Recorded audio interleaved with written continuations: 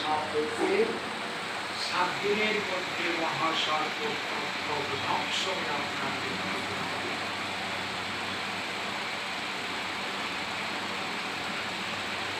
এই মৃত্যুর সংবাদ আজকে রাজা নিজের কানে শ্রবণ করেছেন।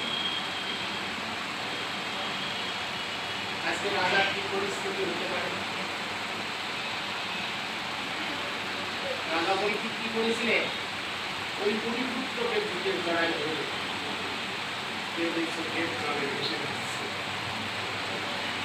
রাজা পরীক্ষিত এই ভূমিপুত্রকে বুকের জড়ায় ধরে কেঁদে চোখের জলে ভেসে যাচ্ছেন। কিন্তু রাজা পরীক্ষিত কেন কাঁদছেন? তাদের মৃত্যু আসন্ন জেনে কাঁদছেন।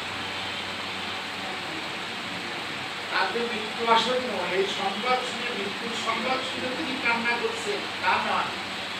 তিনি কেন কান্না করেছিলেন?